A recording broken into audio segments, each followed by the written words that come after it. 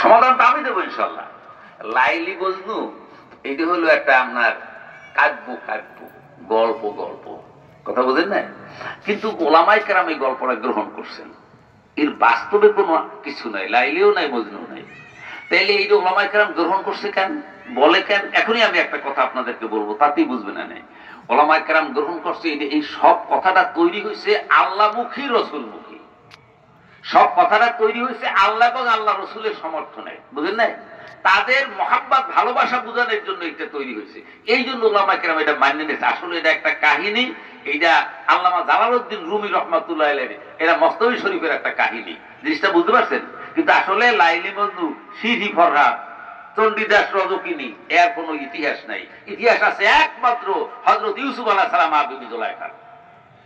না ভুল কইলাম? এবার আমি কি বলতে চাই সেটা শোনেন। একবার মজনু গেছে লাইলির বাড়ি, কারণ মজনু গেছে কার বাড়ি? মজনু গেছে যাইয়া, আর লাইলির তো দেয় না। এখন লাইলির বুঝে লাইছে না বাপে, বুঝেন না? মেয়ে বড় হইলে মা বাবার খেয়াল থাকে না, তুই যা। লাইলি গিয়ে বলাইছে, লাইলির তার দেয় না।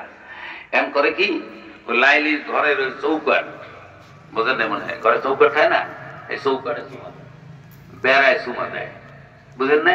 জালনায় চুমা দেয়, কপাটে চুমা দেয়। লোকেরা কয় কি, এই যদি মাথা পুরো খারাপ, আগে বলছিলাম হাফ ম্যাট, এখন দিদি তুই ফুল ম্যাট। কাহা কেমন?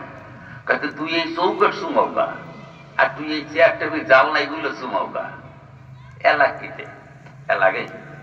এবার শোনেন বহু কথাটা। আমরু আলা দিয়ারে দিয়ারে লাইলা উকাব্বিলু জাল জিদারে ওয়া জাল জিদারে। আমরু আলা দিয়ারে দিয়ারে লাইলা উকাব্বিলু জাল জিদারে ওয়া জাল জিদারে। এবার মজনু বলতেছে, আমি একদিন লাইলির বাড়িতে গেলাম, যাই আমি এই দরজায় চুমু খাই, এই চৌকাটে চুমু খাই, এই চৌকিতে চুমু খাই, এখানে চুমু খাই, সেখানে চুমু খাই। যখন আমি চুমু খাই, লোকেরা বলল কি হয়েছে? তোর মধ্যে চৌকাট চুমাও, চেয়ার চুমাও, খাট চুমাও, পালা কি তুই?